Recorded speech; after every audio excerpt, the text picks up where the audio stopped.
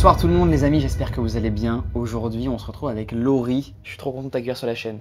T'es content d'être là? Je suis trop contente. On est ok sur le décor? On est ok? Le décor il est insane mec. Je demande toujours aux invités voilà ce qu'ils en pensent. J'adore, non c'est très stylé. Surtout les affiches là-bas. Regardez bien les affiches, elles sont super stylées. D'ailleurs, il y a des affiches, tu le verras, qui ont un peu un rapport avec certaines histoires, notamment celle-ci. Regarde, je te laisse vite fait lire ce qu'il y a là. L'affaire Lacey Fletcher, morte et collée sur son sofa pendant 12 ans, c'est celle qui a pourri. Putain ouais, j'ai vu cette histoire, elle est traumatisante. On est sur plein d'histoires comme ça, tu verras, c'est un menu d'histoire complètement sordide, horrible, inimaginable. Ouais, on va vraiment se faire peur aujourd'hui, Laurie. Okay. Est-ce que t'es prête ou pas? Je suis prête. Toi, comment t'as aimé? Parce que je sais que t'adores et je t'ai invité aussi parce que, évidemment, t'aimes l'horreur, t'adores te faire peur, écouter des histoires. Tu m'as raconté que t'écoutais toi des histoires quand tu faisais un petit truc à côté, quand tu te maquilles. Ouais, ou si je dis pas de bêtises. Quand je me maquille, quand je fais le ménage. Dès que je fais une activité et tout, et que j'ai besoin d'être occupée et tout, je mets un petit podcast en fond.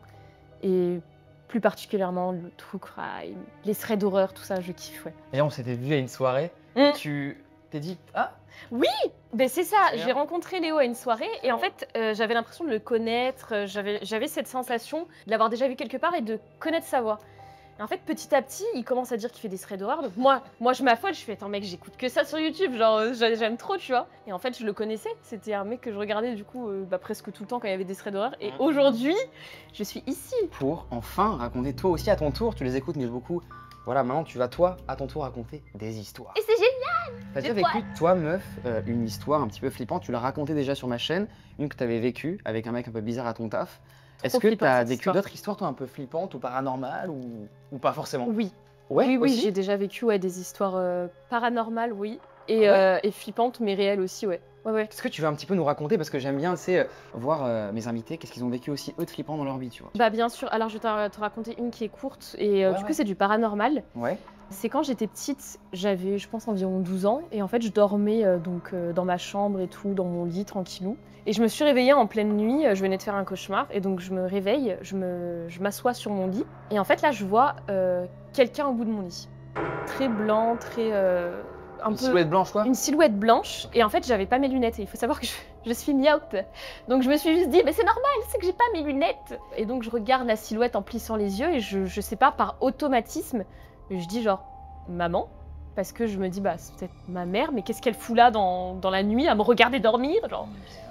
Et en fait, la silhouette part d'une manière trop bizarre, c'est-à-dire que ça ne marche pas, il y a pas de mouvement de pas genre comme nous les humains, mais juste ça flotte et ça se déplace vers la sortie de ma chambre. Et du coup je me dis ouais je suis myope mais quand même pas à ce point, tu vois. C'était un peu flou devant toi, tu voyais pas tellement. C'était un peu flou, je voyais. Ouais. Mais la silhouette se barre du coup et en fait, premier réflexe que j'ai eu c'est mais pourquoi ma mère est venue dans ma chambre? Et donc je me lève de mon lit instantanément, je vais pour ouvrir la porte de ma chambre et du coup interpeller ma mère, j'ouvre la porte, personne, rien. Je regarde en bas des escaliers, personne. Et là, j'étais tellement fatiguée. Vous savez, quand vous vous réveillez d'un truc, il se passe quelque chose, mais vous êtes tellement fatiguée, vous n'avez pas la force de réagir. Là, je me suis dit quoi? J'ai fait, on verra demain, j'ai dû, je sais pas, peut-être ma mère, elle est... Je réagis pas, je vais dormir. Le lendemain, je me réveille, ma mère au petit déjeuner qui est avec moi, et je lui dis, mais maman, pourquoi cette nuit, t'es venue dans ma chambre, te poster devant mon lit comme ça, à juste me regarder et tout? Et là, elle s'arrête net, elle me regarde, elle fait, je suis pas venue dans ta chambre cette nuit. Elle me dit comment ça, il y avait... Enfin, elle paniquait un peu, elle me dit comment ça, il y avait quelqu'un et tout. Et donc, je lui raconte l'histoire. Et ma mère, elle croit un petit peu des fois au paranormal parce qu'elle a vécu aussi des choses quand elle était jeune et même quand elle a grandi. Et du coup, elle m'a dit non, mais Laurie, c'était pas moi. Et là, du coup, pendant 2 jours après, j'ai pas fermé l'œil de la nuit. Parce que j'avais trop peur quand je me réveillais de voir quelqu'un, en fait. Au bout de mon lit, quoi. Et tu ne penses pas que c'est un rêve que t'as pu... en fait, ce soir-là, est-ce que tu étais sûre vraiment de t'être levée? Oui, vraiment parce que justement, une des choses que j'ai faites, en fait, c'est je me suis pincée, je me pinçais comme ça. T'as fait ce réflexe-là que... Parce que, oui, et puis en fait, quand t'es dans un rêve, tu finis par te réveiller et par dire « Ah, c'était qu'un rêve », tu vois. Évidemment. Là, il n'y a pas eu de « je me réveille », enfin, j'étais déjà éveillée, parce que juste après, en plus, du coup, je suis passée aux toilettes, j'ai fait ma vie, quoi. Parce que, tu vois, si je dormais encore ou que je faisais une paralysie du sommeil, j'aurais pas pu me lever de mon lit, tu vois, parce que justement, t'es endormie, t'es dans les vapes, là, je me suis levée, donc je sais que j'étais éveillée.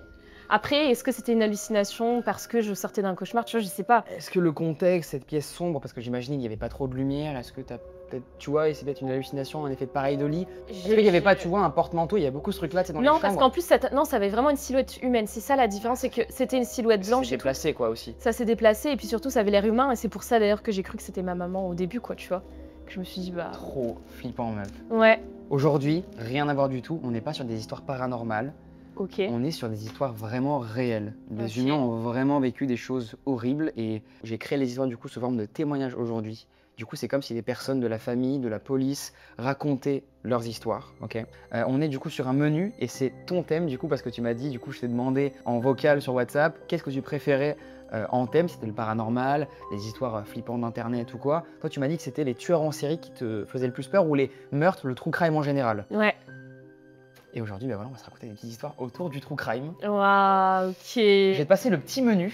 Ça va être difficile, mec, ça se trouve, parce que j'en connais tellement un rayon. C'est vrai que je pense On que va tu vas voir. du coup en connaître pas mal. Ouais, attends, après, peut-être pas, je vais peut-être être surprise. Hein. Bon, Laurie, du coup, comme je t'ai expliqué, moi en off évidemment le concept, mais je vais le réexpliquer aux gens parce que c'est important quand même pour les personnes qui découvrent le concept aujourd'hui. On a du coup un menu d'histoire, on a l'entrée, le plat et le dessert, comme un menu en fait que tu peux avoir au restaurant. Sauf que là, le menu est assez différent. Tu choisiras, toi par exemple, une histoire à l'entrée, une histoire à plat et une histoire au dessert. Tu vas lire du coup les petits titres des histoires et tu raconteras ce qui t'attire le plus. Waouh. Tout simplement. Est-ce que, genre, t'as noté l'entrée en mode tuerie sur son lit de mort Genre, est-ce que t'as fait un truc comme ça, un genou? Nul. Beaucoup moins fun que toi. Bah, je pars. Ça... La porte, juste là-bas. Vas-y. À plus, Léo. Bye. Y a aucun problème.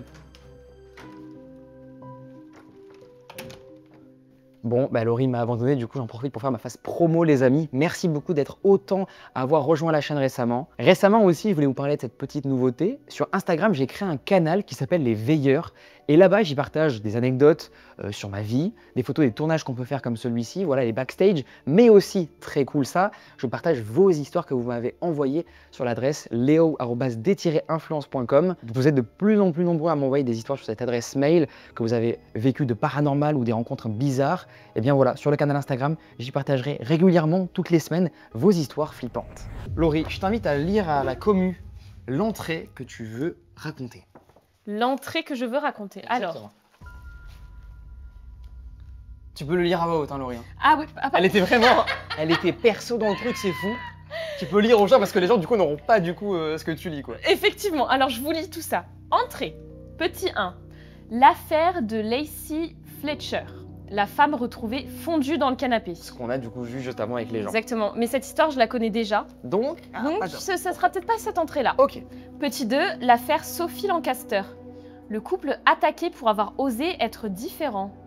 Oh, ça me dit un truc, mais je sais pas si je connais. Petit 3, l'affaire Tatiana Lozano, l'adolescente trahie dans sa propre maison. Je pense que je vais choisir le petit 2 parce que c'est celle qui me parle le moins. L'affaire Sophie Lancaster, le couple attaqué pour avoir osé être différent. Laurie, voici Let's go. l'histoire. Oh là Je là. t'en prie. Tu peux nous la raconter avec une voix un petit peu posée. Pas de calmement, problème. aux gens. Mettez-vous dans l'ambiance chez vous, vraiment. Installez-vous une petite bougie, prenez à manger. Quoique ça va peut-être pas trop conseillé parce qu'on va, je pense, vomir sur les histoires qu'on a là. C'est une ville comme il y en a beaucoup en Angleterre. Tranquille, un peu terne, où tout le monde se connaît de vue, ou presque. Je n'ai jamais connu Sophie Lancaster personnellement. Mais depuis ce jour-là, j'ai l'impression de la porter en moi, comme une blessure qu'on n'explique pas. Je me souviens très bien du moment où j'ai appris ce qui s'était passé. C'était à la fin du mois d'août, juste après le week-end férié. Il y avait eu une attaque dans Stubbley Park, en pleine nuit. Un couple agressé, gravement.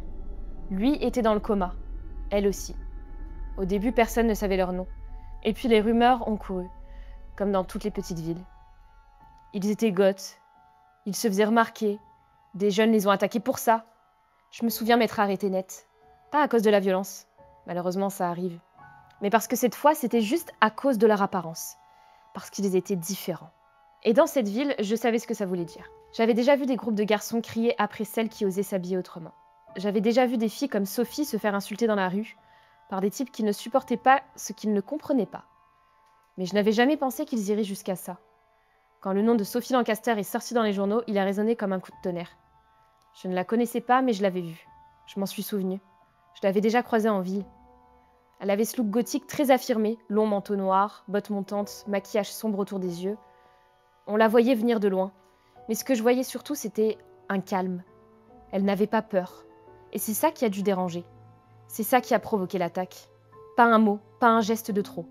Juste le fait d'exister autrement.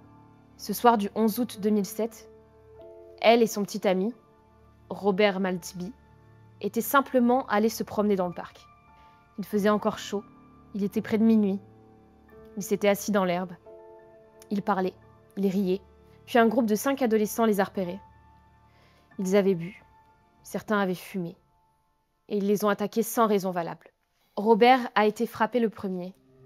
Ils l'ont roué de coups à la tête, au sol, jusqu'à ce qu'il perde connaissance. C'est hardcore, mec. Sophie aurait pu fuir, mais elle ne l'a pas fait. Elle s'est jetée sur lui pour le protéger. Oh putain. Elle a couvert son corps avec le sien. Ils l'ont frappée elle aussi, sans relâche, jusqu'à ce qu'elle ne bouge plus. Des témoins les ont vus rire pendant qu'ils s'en prenaient à elle. L'un des agresseurs s'est même vanté d'avoir mis une gotte par terre. Comme si c'était une compétition. Comme si ce n'était pas un être humain. Quand la police est arrivée, Robert était dans le coma. Sophie respirait encore. Mais elle n'a jamais repris connaissance.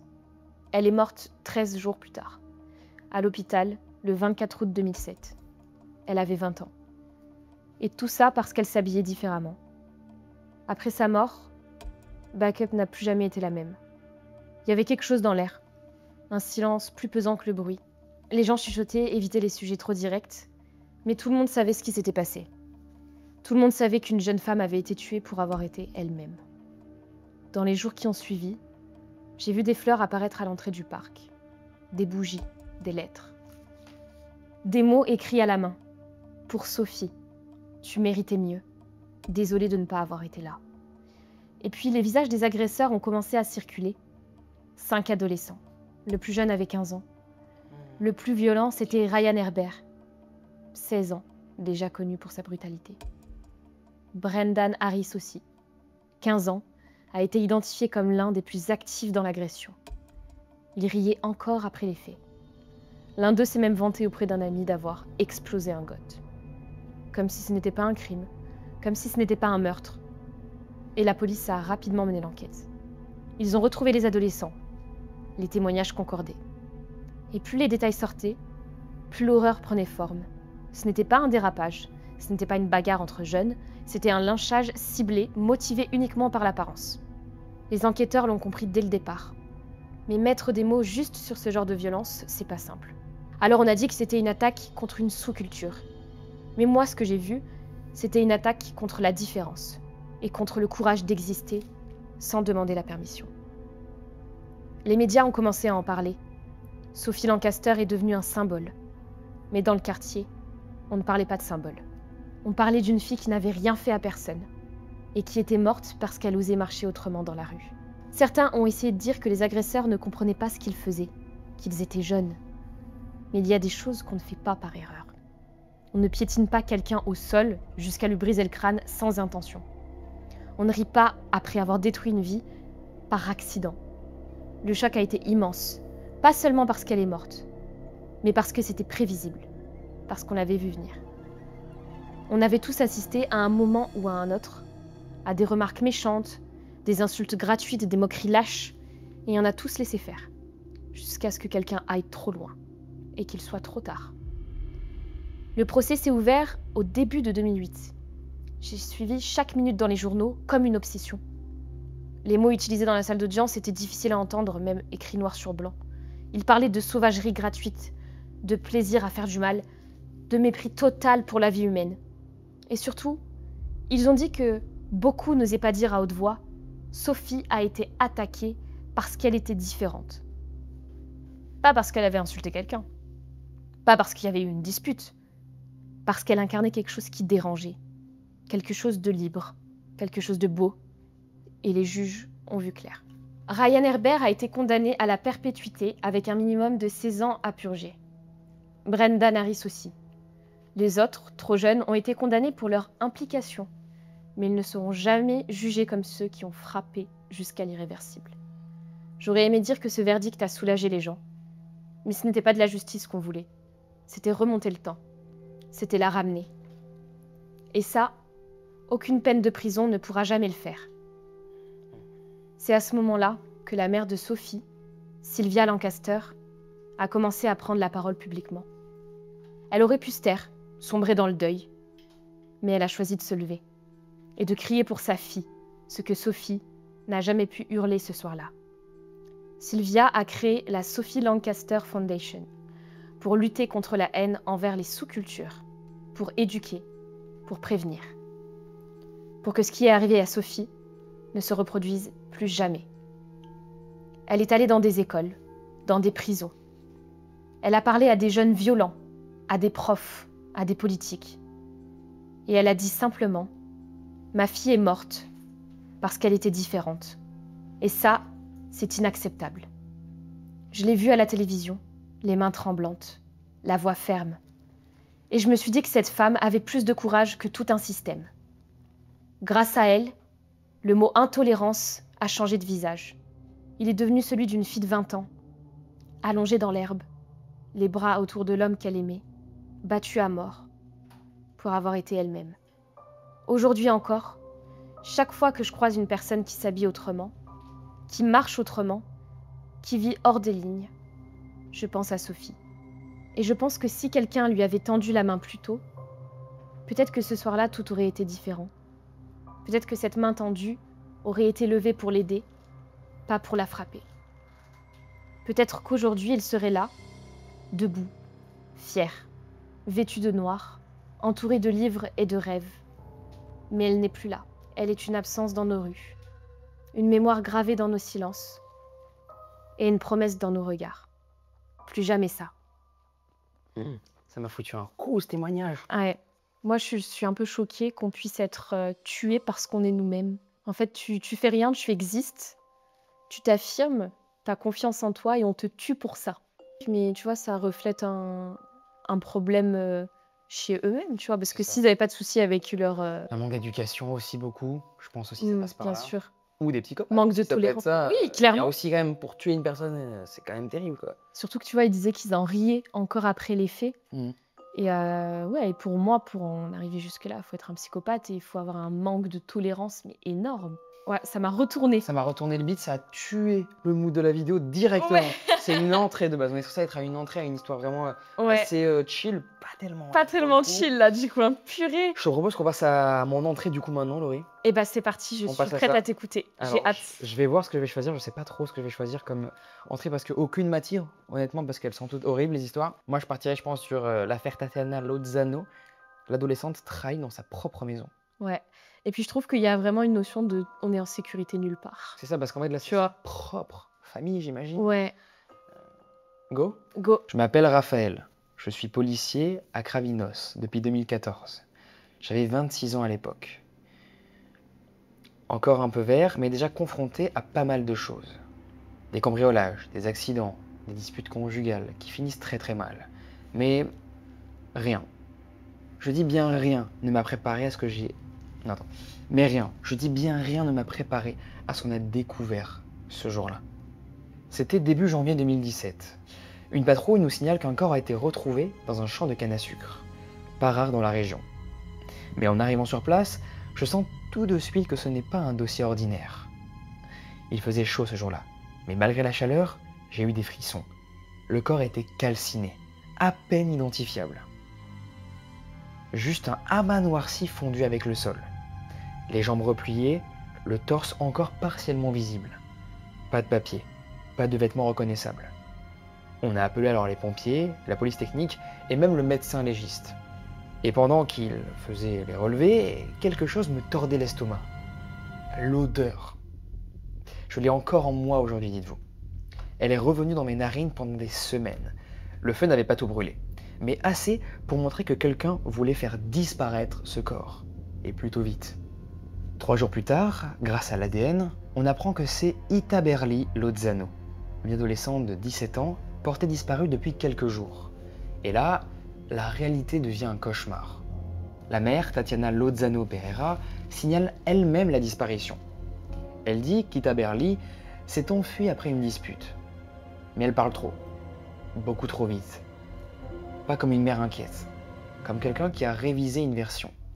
La grand-mère d'Ita Berli dit que la jeune fille avait quitté la maison pour fuir les conflits avec sa mère. Elle avait trouvé refuge chez elle pendant quelques jours. Et puis un soir, Tatiana l'a appelée pour qu'elle revienne. Elle disait que tout allait s'arranger, que la maison était calme.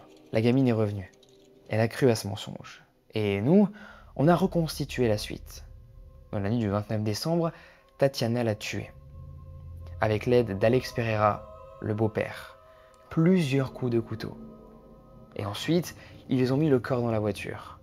Roulé quelques kilomètres, et ils ont fini par mettre le feu. On pense que ça s'est terminé là. Mais non. Ce qui m'a le plus secoué, c'est leur calme en garde à vue. Ni larmes, ni panique. Juste un discours froid, presque clinique. Elle ne voulait pas manger. Elle devenait ingérable.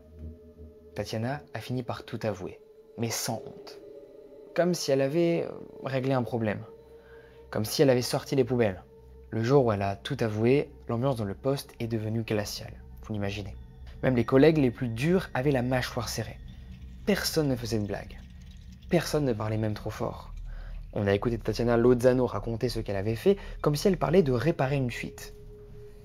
Elle me provoquait, disait-elle. Elle refusait de m'écouter.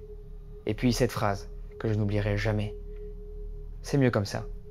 C'est là que j'ai compris que certaines personnes ne méritent plus qu'on les appelle parents. Elle a raconté qu'elle avait pris un couteau de cuisine, qu'Itaberli était dans sa chambre.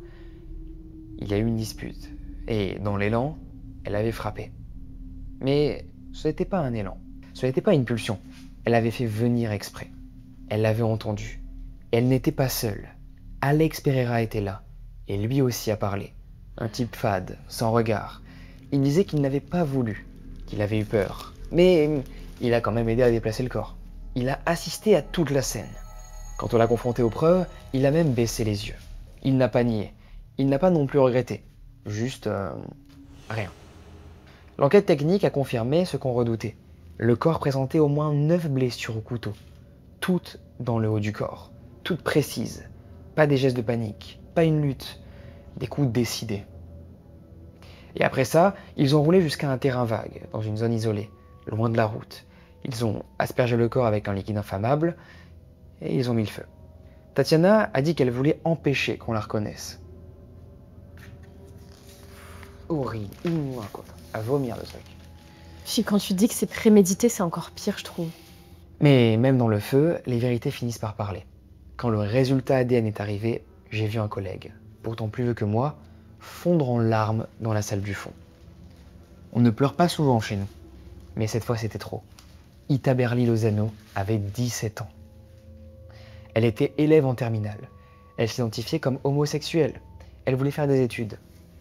Et elle est morte dans sa propre chambre, tuée par celle qui l'avait mise au monde. Je n'ai pas de mots pour ça. Et pourtant, je suis flic. C'est censé être mon boulot. Mettre des mots, construire un dossier, livrer la vérité au juge. Mais là, même les mots ne suffisent plus. Le jour du procès, la salle d'audience était pleine. Pas de cris, pas de manifestations, juste une tension qui serrait la gorge à tout le monde. Les gens de la ville étaient là. Certains connaissent la famille même. D'autres, comme moi, étaient venus pour comprendre comment un tel cauchemar avait pu exister si près de chez nous, sous nos yeux. Tatiana est rentrée menottée, le regard droit. Aucun remords dans les yeux, aucune larme, rien. Alex la suivait tête baissée, presque absent. Je me souviens m'être dit « C'est ça les visages du mal ?» Mais ce n'était pas du mal pur, c'était pire, de l'indifférence. L'audience a duré plusieurs jours. Le témoignage de la grand-mère d'Itaberli m'a fendu le cœur. Elle disait que la petite avait peur de rentrer chez elle, qu'elle sentait que quelque chose allait lui arriver. Mais elle avait encore de l'espoir. Elle pensait que sa mère allait s'adoucir. Elle voulait y croire. Et c'est cette confiance-là qu'on lui a volée. Elle n'a pas seulement été tuée, elle a été aussi trahie. Quand la sentence est tombée, une partie de la salle a soupiré. 25 ans et 8 mois pour Tatiana, 21 ans et 8 mois pour Alex. Certains ont dit que ce n'était pas assez, que ça ne ramènerait jamais Itaberli. Et en soi, c'est vrai.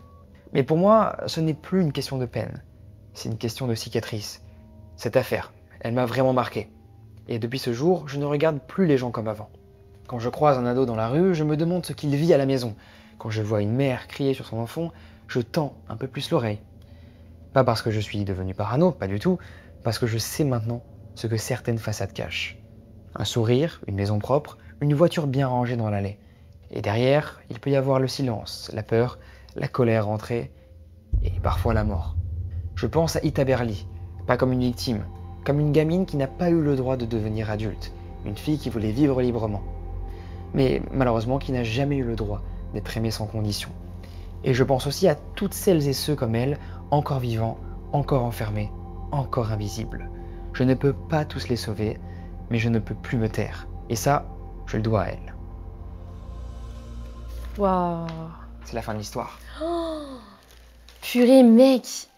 Ça me choque parce qu'en fait, faut se dire qu'elle a été tuée par les gens en qui elle devait avoir une totale confiance, tu vois. La famille, c'est vraiment le truc le plus précieux, en fait. La famille, dans ta ouais, vie, c'est quoi. censé être ça, c'est censé être ta safe place et tout. Et malheureusement, pour beaucoup de gens, c'est pas le cas. C'est ça. Beaucoup de gens, en fait, c'est justement, c'est l'enfer, en fait, leur famille. Il y a beaucoup de personnes, tu les vois à l'école ou au lycée, tu te dis, ah, ils sont hyper heureux dans leur vie et tout. Et en fait, peut-être qu'à la maison, ils vivent un truc C'est vraiment horrible, comme dans l'histoire, il précise. C'est clair. On sait jamais, en fait, ce qui se passe chez les gens quand ils rentrent chez eux, et c'est ça qui est inquiétant. C'est ça qui est le plus inquiétant dans l'histoire. C'est ce qui m'a fait vraiment le plus peur, honnêtement. Ouais. Et évidemment aussi avec tous les détails sordides que l'affaire nous dévoile, quoi. Et puis c'est terrible parce qu'on entend dans l'histoire qu'elle sentait que ça allait se passer. Elle disait qu'elle voulait pas rentrer chez elle, qu'elle avait peur. Et c'est comme si en fait... Même sa grand-mère aussi. Hein. C'est ça. Ouais. Ouais, la grand-mère, elle doit être détruite, quoi. Ça pose l'ambiance. Ça pose l'ambiance et dis-toi qu'après on est sur des trucs encore plus horribles, quoi. Ah waouh. T'es prête? Okay. Je te passe le menu ou pas? Je veux bien que tu me passes le menu. Allez, ça se fait. Donc, les plats, maintenant. Ouais, là, on passe à des... Tu le verras, je te dis pas plus de choses. N'hésite pas à nous lire les plats ou à la... Bien sûr que je vais vous lire les plats. Et dans les commentaires, évidemment, les amis, n'hésitez pas à nous dire ce que vous pensez des histoires, si vous avez des avis, des commentaires à faire sur les histoires. Et bah, c'est parti. Je t'en prie, Laurie. Alors, pour les plats. Plat numéro 4. L'affaire Brian Coey. Il cachait quelque chose d'horrible dans sa salle de bain. Petit 5. L'affaire Tyler Hadley. La fête qui cachait un terrible secret. Petit 6. L'affaire Jonathan Coulomb. L'enfant retrouvé dans un lieu où personne n'aurait dû aller. Je les trouve vraiment tout intrigantes. En tout Moi, cas... c'est la 4 et la 6 qui me tentent le plus. Ok. Il cachait quelque chose d'horrible dans sa salle de bain ou l'enfant retrouvé dans un lieu où personne n'aurait dû aller. Dans les commentaires, vous aurez choisi quoi, vous? Ouais, grave. Je pense que je vais faire l'affaire Jonathan Coulomb, l'enfant retrouvé. Ouais, la 6e histoire du coup. Quand on parle d'enfants, souvent, moi, c'est ce qui me terrifie le plus. Ouais, c'est pour ça que je me suis dit, ça a l'air d'être vraiment l'histoire la plus... C'est souvent les histoires en rapport avec les enfants. Je sais que sur YouTube, c'est ce qui fait le plus peur aux gens. Bah parce que c'est souvent ce qui est le plus horrible. Comment tu peux t'attaquer à un enfant, quoi? C'est ça. C'est le plus atroce. C'est le plus terrible. Ouais, exactement. Allez, je te passe ça. Allez. Alors. L'affaire Jonathan Coulomb. L'enfant retrouvé dans un lieu où personne n'aurait dû aller. J'étais animateur de colonie de vacances à Saint-Brévin-les-Pins en avril 2004. J'avais 24 ans. C'était ma première mission longue avec des enfants de 10 à 12 ans. J'adorais ce boulot. On organisait des jeux, des veillées, des sorties à la mer. Et les gamins? Des boules d'énergie, du bruit, des rires. Mais lui, Jonathan, il était un peu à part. Pas dans le mauvais sens. Un garçon calme, très gentil, plutôt discret. Il avait 10 ans, originaire de Saint-Brieuc. Petit gabarit, cheveux bruns, lunettes, toujours polis. Il aidait les plus jeunes à faire leur sac. Un soir, je me souviens lui avoir demandé « Ça va, Jonathan, tu t'amuses bien ?» Il avait juste souri un peu gêné et dit « Oui, c'est bien ici. » C'était le genre d'enfant qu'on oublie difficilement. Et je ne savais pas que ce serait aussi pour cette raison-là. Tout a basculé le 7 avril 2004. Je me suis levée vers 7h30. Les enfants descendaient au petit déjeuner par groupe. Un collègue me demande « T'as vu Jonathan, il n'est pas encore descendu ?» Je monte dans les dortoirs. Son lit est vide. Drap défait. Pas de sac, pas de chaussures, mais rien de retourné. Aucune trace de panique, rien. Au début, on se dit qu'il est peut-être allé aux toilettes ou à la plage avec un copain. Mais le groupe est au complet. Jonathan n'est nulle part. Les minutes deviennent des heures. On fouille les chambres, les alentours, les dunes, on appelle les gendarmes. Et là, un mot que je n'avais encore jamais prononcé entre 2 cafés du matin me traverse l'esprit. Disparition. Une disparition d'enfants dans notre colonie sous notre responsabilité. Les premières heures ont gardé espoir. Peut-être qu'il s'est perdu, peut-être qu'il a voulu faire une blague, mais on sait tous au fond que c'est pas ça. Jonathan ne serait jamais parti sans prévenir. Il n'était pas ce genre d'enfant. Très vite, la gendarmerie de Saint-Brévin arrive sur les lieux. Ils prennent les choses en main. Questions, photos, empreintes. Les autres enfants sont mis à l'écart. On leur dit qu'on joue à un grand jeu de piste, mais certains comprennent. Ils regardent autour et ils voient dans nos yeux que rien n'est un jeu. Dans les jours qui suivent, c'est l'enfer. Des équipes de recherche sont déployées partout. Dunes, forêts, sentiers, plages, maisons abandonnées. Des plongeurs fouillent les marais.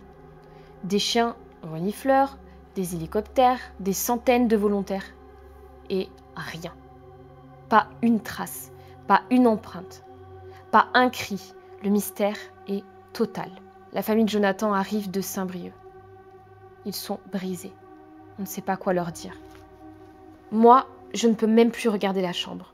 Je passe devant et j'ai envie de crier. La colonie est arrêtée. Les enfants sont renvoyés chez eux. Mais moi, je reste. Je veux comprendre. Je veux aider. Mais je suis impuissant. Et puis, des semaines plus tard, le 19 mai 2004, la nouvelle tombe. Un appel. Un plan d'eau. Un ancien manoir abandonné à Guérande, à presque 30 km de là. Dans un petit étang recouvert d'algues, le corps de Jonathan est retrouvé. Nu, ligoté, enveloppé dans une bâche, maintenu au fond par un parpaing. Horrible, mec. Horrible. Son petit corps est resté plus d'1 mois sous l'eau. On ne sait pas comment il est arrivé là. Mais on comprend tout de suite que quelqu'un l'y a amené. Quelqu'un qui savait où l'amener et comment cacher un corps. Un mot me hante depuis ce jour. Précision. Après la découverte du corps, la colonie ne sera plus jamais utilisée. Tout a été fermé, démonté, nettoyé. Mais ce qui s'est passé là-bas, on ne l'efface pas. Pas avec du savon, pas avec des murs repeints. La gendarmerie continue l'enquête pendant des mois, puis des années. Il n'y a aucune trace ADN exploitable. Pas d'empreinte, pas de témoins, et pourtant, le mode opératoire est clair. L'enlèvement a été organisé, précis, silencieux et calculé. Un enfant enlevé en pleine nuit, sans que personne n'entende quoi que ce soit. Attaché, transporté sur des dizaines de kilomètres, puis noyé dans un lieu oublié. C'est une signature, mais de qui? Pendant longtemps, aucun nom ne sort. Puis en 2011, une nouvelle piste venue d'Allemagne fait surface. Un homme, déjà suspecté dans plusieurs affaires d'enlèvement d'enfants. 3 meurtres d'enfants en Allemagne entre 1992 et 2001. Toujours le même profil. Garçon jeune, calme, en internat ou en colonie.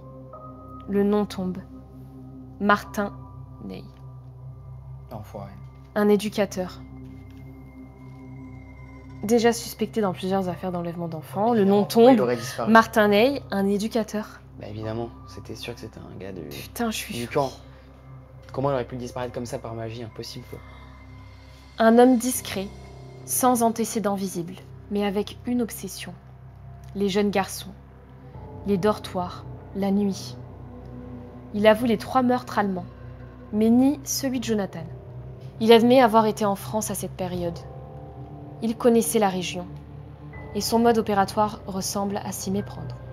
Mais il se tait, et les années passent. Et nous, on reste avec cette question. Et si c'était lui? Et surtout, combien de fois est-il passé entre nous sans qu'on le voie? Je repense à la colonie, aux jeux dans la cour, à la nuit du 6 au 7 avril.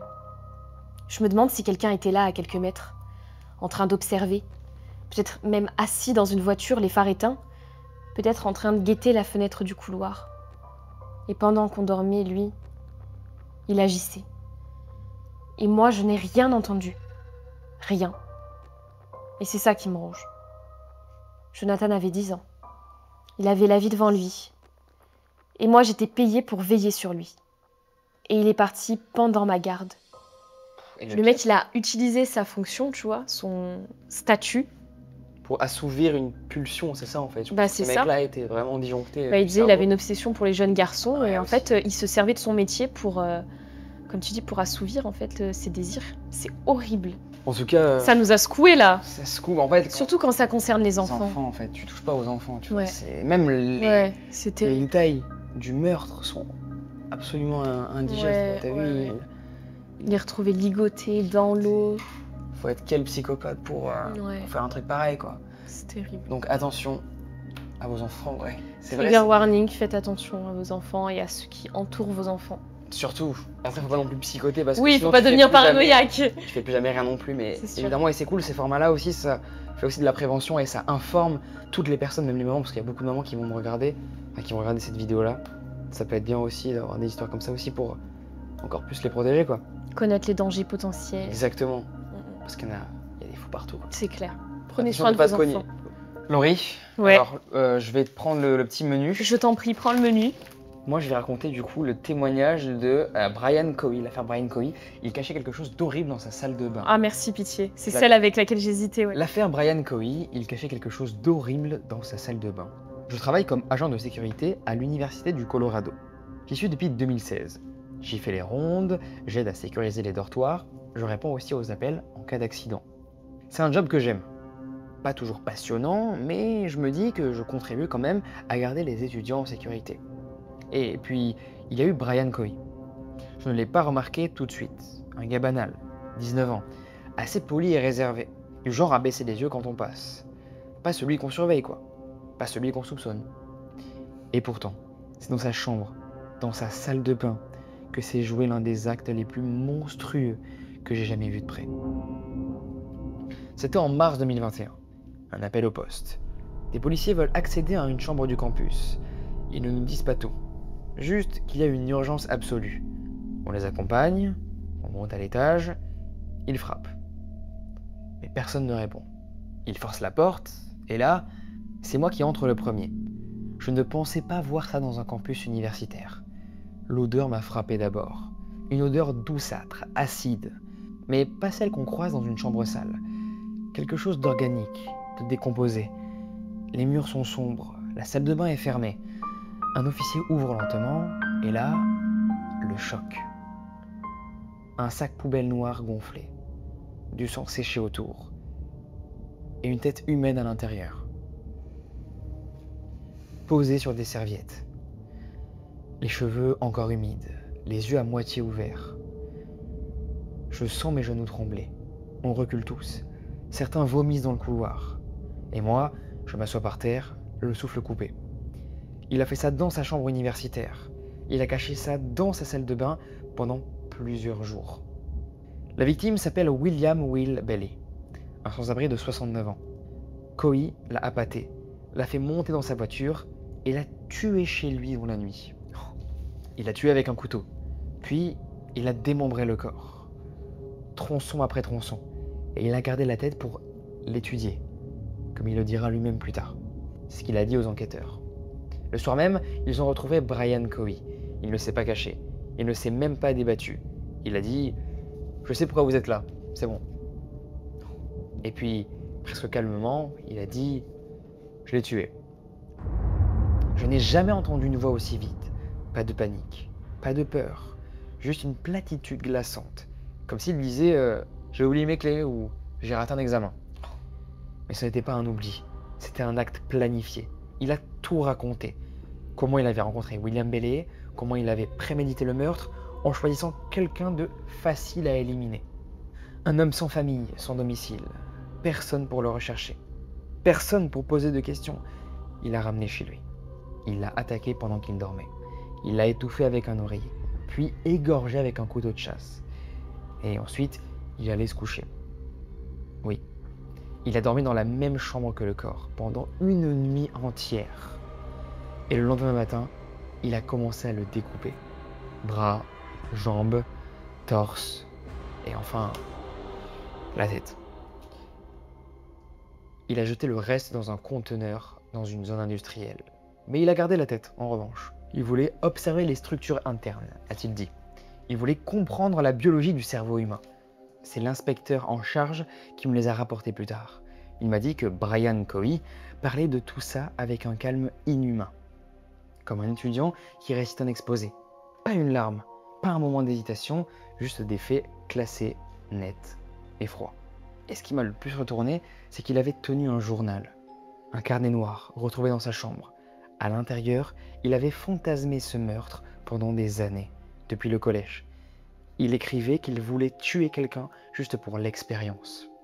Il disait que ça le faisait se sentir vivant. Et plus encore, il disait qu'il avait aimé ça. Il prévoyait de recommencer. Si on ne l'avait pas arrêté à temps, il aurait tué d'autres personnes. Des gens plus vulnérables, peu visibles, effaçables, comme Will Bailey. Sur le campus, les jours qui ont suivi, vous imaginez, ont été un choc. Personne ne voulait croire le gars discret du fond de la classe de philo avec une tête dans sa salle de bain. Certains avaient discuté avec lui la veille, d'autres l'avaient vu à la cafétéria, l'air normal. Mais il n'était pas normal. Il était, comment dire, déconnecté du vivant, mais fonctionnel. Et c'est ça qui fait le plus peur. Le procès n'a pas duré longtemps, pas parce que l'affaire était simple, mais parce que Brian Cowie avait déjà tout dit. Il avait avoué sans pression. Et il avait laissé derrière lui des preuves si précises, si terrifiantes, qu'aucun avocat n'aurait pu le sortir de là. Le journal les avait filmés. Les recherches sur son ordinateur, ses propres mots. J'ai toujours voulu tuer, je voulais voir ce que ça faisait. C'est ça qui est resté gravé dans mon crâne. Pas seulement le meurtre, mais le plaisir assumé qu'il avait. Il a été reconnu sain d'esprit. Quoi? Mais c'est pas quelqu'un de sain d'esprit qui fait ça, c'est une blague? Ouais, j'aimerais bien voir l'expertise quand même des J'aimerais bien voir la gueule du psy. Ouais, là c'est chaud. Les psychiatres ont confirmé pas de schizophrénie, pas de délire. Juste un jeune homme avec une personnalité antisociale sévère. Ah, ok. Quelqu'un qui n'éprouve pas d'empathie, mais qui sait exactement ce qu'il fait. Il a été condamné pour meurtre au premier degré, abus sur cadavre et dissimulation de preuves. Il passera probablement le reste de sa vie en prison. Et pourtant, ça ne suffit pas. Sur le campus, pendant des mois, on a évité le sujet. Personne ne voulait dire son nom, et certains professeurs même ont quitté l'université pour ça. D'autres ont demandé des congés. Et moi, je ne dors plus comme avant. Je continue à faire mes rondes, je passe devant sa chambre, elle a été fermée, repeinte, réaffectée. Mais je sais très bien ce qui s'est passé là.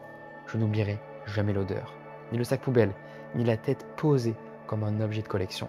Ce n'était pas un film, ce n'était pas un monstre sorti d'un roman, c'était un étudiant. Un garçon de 19 ans assis la veille dans la bibliothèque.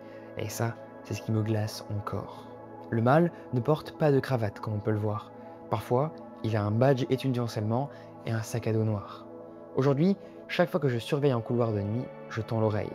Je regarde différemment, pas pour accuser, mais pour ne plus jamais me faire surprendre par l'horreur dans la salle de bain d'un gamin en apparence ordinaire.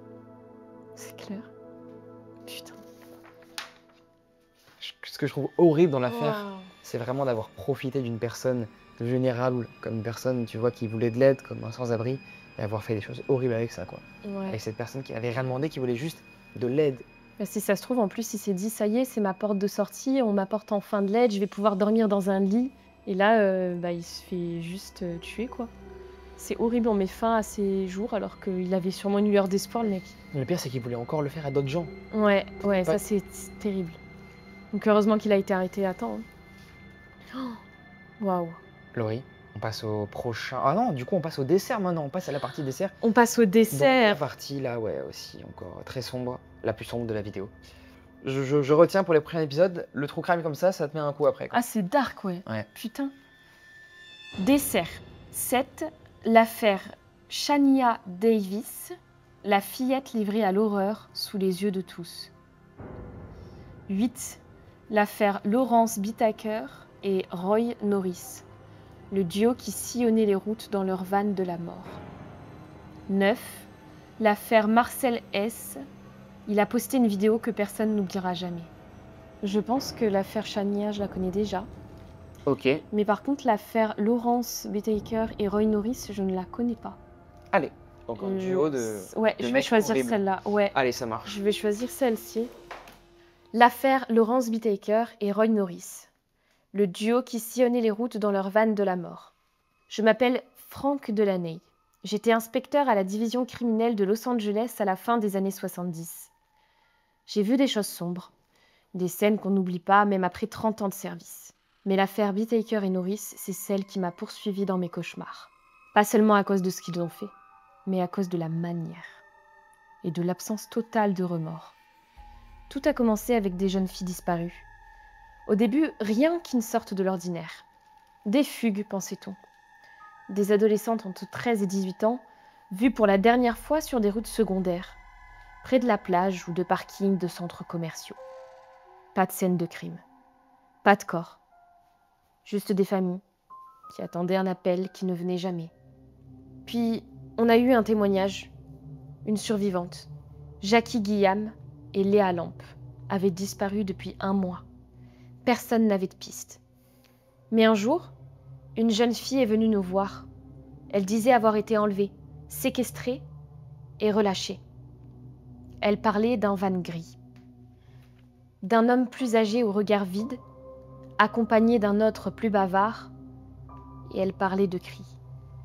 Pas les siens, ceux d'une autre fille, qu'elle n'a jamais vue, mais qu'elle a entendu hurler pendant des heures. Elle parlait de cassettes audio, de photos, de violences inimaginables. À ce moment-là, on a su qu'on n'était plus face à de simples disparitions, mais face à 2 prédateurs qui chassaient. Et leur terrain de chasse, c'était l'autoroute de la Californie, dans leur van surnommée Murder Mac. Ils avaient reconstruit une cellule mobile de torture. Et chaque fois qu'ils partaient en virée, ils ramenaient une proie. Je ne savais pas encore que ce qu'on allait découvrir allait nous hanter pour le reste de notre vie. C'est Roy Norris qu'on a eu en premier. Un type banal, invisible dans la foule. Mais quand on l'a fait s'asseoir, il a craqué plus vite qu'on ne le pensait. Il n'a pas nié, il n'a pas hésité, il a commencé à parler. Et il n'a plus jamais arrêté. Il nous a donné les noms, les dates, les lieux et surtout les détails. Comment il faisait semblant d'être aimable. Comment il attirait les filles avec une promesse de cigarette, de transport ou juste un sourire. Et ensuite, comment elle montait dans ce van, sans savoir qu'elle n'en redescendrait jamais. Beataker conduisait, Norris restait à l'arrière avec une boisson, de la musique, et quand la porte se refermait, le piège était verrouillé. Norris a décrit les cris, les cordes, les pinces, les cris étouffés par le métal et le plus terrible, les enregistrements. Ils filmaient, ils enregistraient tout, chaque minute, comme un rituel. On a saisi le van quelques jours plus tard. Je faisais partie de l'équipe d'investigation, c'était un vieux GMC, argenté, garé dans un atelier mécanique abandonné. Quand on l'a ouvert, le silence a frappé le premier, puis l'odeur. Une odeur de fer, de plastique brûlé et de sueur. À l'intérieur, il y avait des cordes, des menottes vissées dans la tôle, une boîte à outils contenant des pinces, des marteaux, des tournevis, et au fond, sous un vieux tapis, des cassettes audio. On les a envoyées pour analyse. Mais un soir, un collègue a craqué. Il en a écouté une. Ce qu'il a entendu lui a valu 3 mois d'arrêt maladie. Sur l'enregistrement, une voix féminine suppliait. On l'entendait supplier Beataker de s'arrêter. Et lui riait. Il disait « Crie autant que tu veux, je veux en garder une trace. » C'est là que j'ai compris qu'on ne traitait pas avec des tueurs ordinaires, mais avec des êtres qui s'étaient organisés pour créer l'enfer. Le procès a duré plusieurs mois. On avait assez de preuves pour remplir une pièce entière. Mais on n'avait pas tous les corps. Certaines familles n'ont jamais pu enterrer leurs filles. Leurs noms sont restés sur les rapports comme des lignes vides. Mais nous, on savait qu'elles existaient. On les avait entendues dans les cris. On les avait vues dans les carnets de Beataker, où il dessinait les visages des filles comme des trophées. Roy Norris a passé un accord. Il a échappé à la peine de mort, condamné à 15 ans à perpétuité. Il est mort en prison en 2020. Quant à Beataker, il n'a jamais montré le moindre remords. Il s'est présenté au tribunal comme s'il allait à un entretien d'embauche. Souriant, fier, parfois même moqueur. On lui a fait écouter un extrait des cassettes. Il est resté de marbre. Et c'est ce silence, ce calme qui m'a le plus glacé. En 1981, il a été condamné à mort. Mais la peine n'a jamais été exécutée. Il est mort de cause naturelle en 2019 dans le couloir de la mort à Saint-Quentin. Il est resté 40 ans vivant, là où ses victimes ont à peine eu le temps d'être adolescentes. Et moi, pendant ces années, je me suis éveillée plusieurs fois en sursaut la nuit, en entendant des cris que je n'ai jamais entendus en vrai. mais que mon esprit a fabriqué à force de lire les procès-verbaux. Je n'ai jamais oublié les noms de Andrea Hall, Jackie Gilliam, Léa Lamp, Shirley Ledford. Des filles qui rêvaient de concerts, d'université, d'amitié, et qui sont montées dans le mauvais van. Aujourd'hui, je suis à la retraite, mais cette affaire ne m'a jamais vraiment quittée, parce qu'elle m'a appris que le mal peut être calme, intelligent, organisé. Et il peut avoir des outils parfaitement rangés dans une boîte métallique. Je pense à ces filles chaque fois que je vois une adolescente marcher seule sur le bord de la route, et je me dis, ne monte jamais, peu importe ce qu'ils te promettent. C'est la fin. Elle est terrible aussi celle-là. Toi, t'as déjà été victime d'un truc comme ça? Parce que j'ai l'impression que toutes les filles, en fait, dans une vie, sont au moins victimes d'un truc comme ça. Je sais que ma mère, moi, a déjà vécu un truc bizarre un peu comme ça, en rapport avec de l'autostop. Est-ce que toi, t'as déjà vécu un truc comme ça ou pas? Alors, Posez la question pendant que l'histoire... Avec de l'autostop, pas vraiment. Mais t'as même déjà fait ou pas? Ou t'as été vraiment... Jamais, parce que justement, je suis un peu terrifiée par tout ça. Ouais, tu m'étonnes. Mais par contre, une fois, j'étais à un arrêt de bus un peu désert. Et il y a un homme qui s'est arrêté à ma hauteur et qui m'a proposé de me déposer quelque part. Et quand j'ai refusé, il était hyper insistant. Il me disait monte, monte, monte, tu vois. Vraiment, il voulait absolument que je monte dans sa caisse. Et heureusement, du coup, j'avais été un peu briefée par rapport à ça. Et en fait, je suis partie en courant de l'arrêt de bus. Et j'ai fait... Ah ouais, En fait, je me suis dit, au pire, j'ai l'air d'une débile parce que je pars en courant. Le mec, peut-être, il me veut pas de mal. Mais on sait jamais. Vaut mieux avoir l'air ridicule et sauver sa peau plutôt que rester en se disant, je suis polie, j'accepte de monter et perdre la vie, quoi. Tellement, là, il faut être vraiment égoïste parce que tu peux peut-être, c'est ça, perdre la vie. C'est ça, on sait pas. Crier, enfin là, il faut, dans ces cas-là, je pense, crier. Ou moi, ma mère me disait souvent, tu cries, tu cours. Ouais, il faut alerter. Reste surtout pas là. Faut alerter. Faut alerter les autres, exactement. Exactement.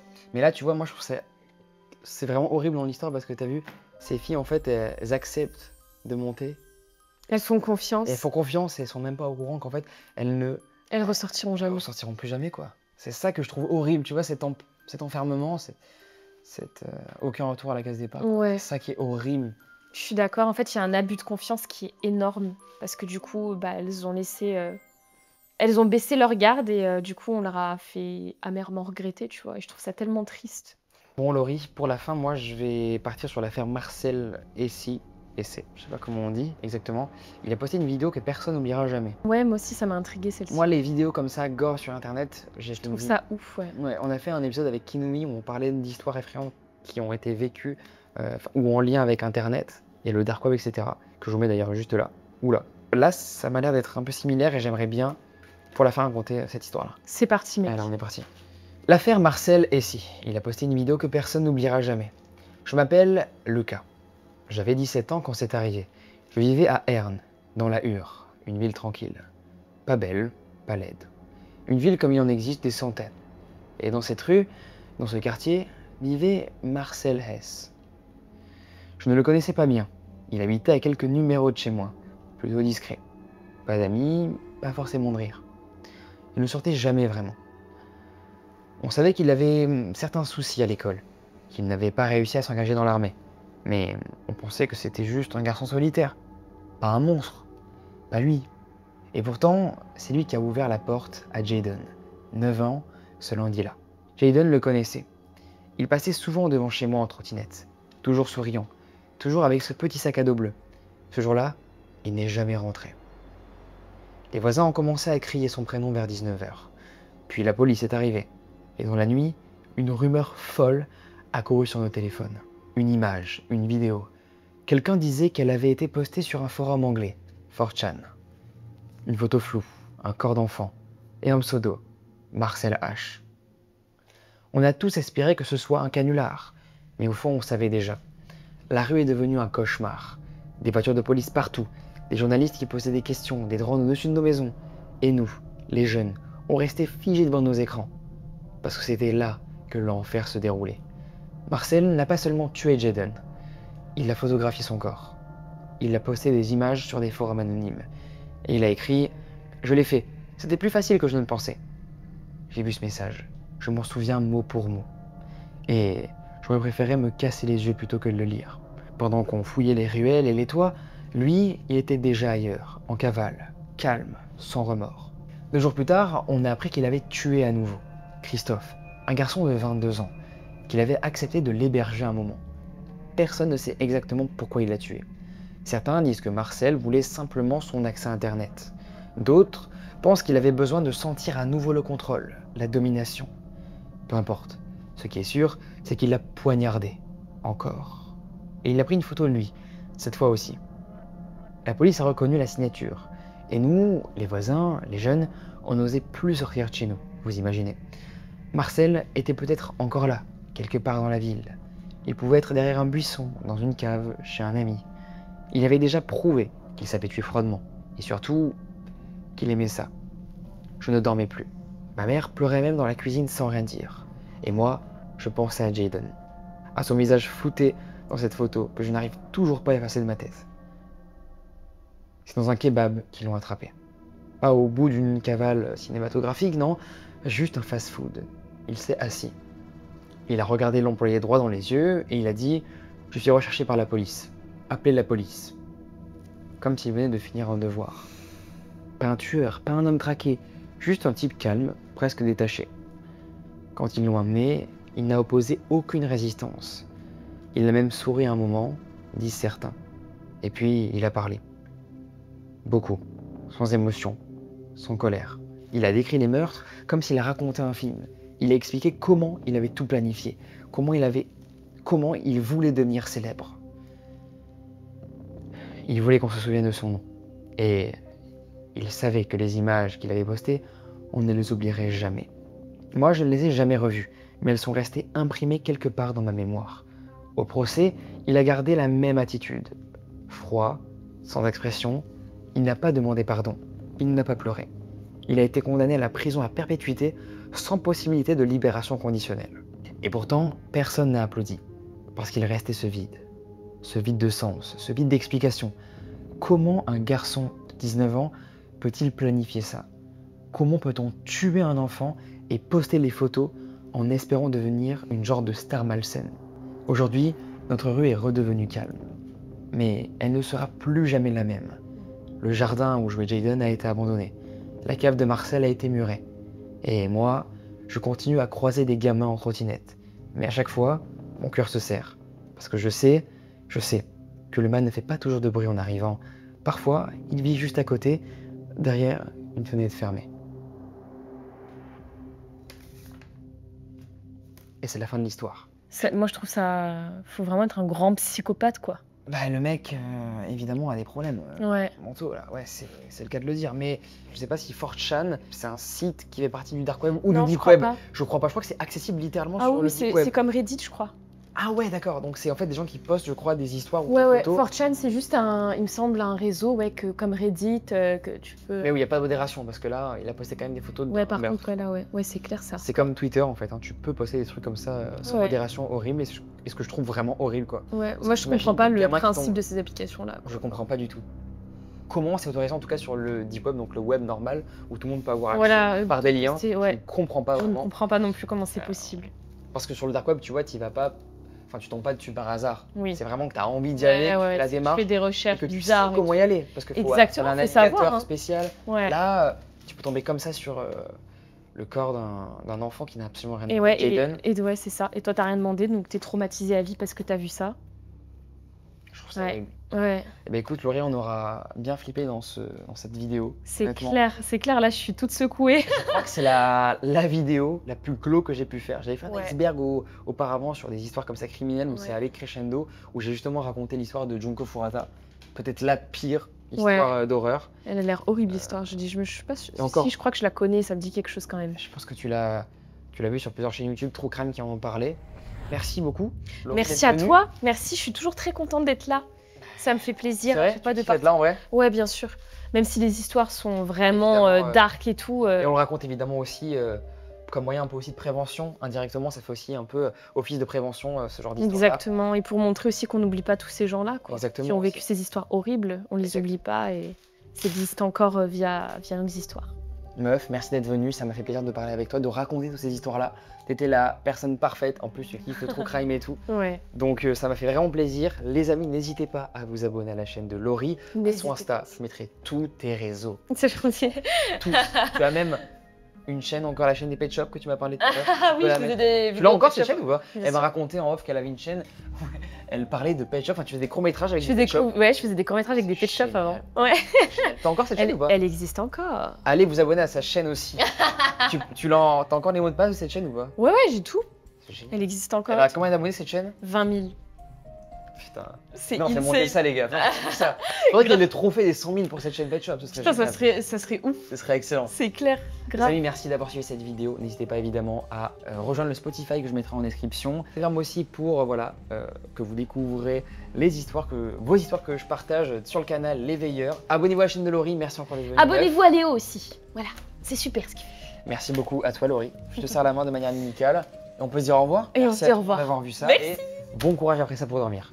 Bisous tout le monde.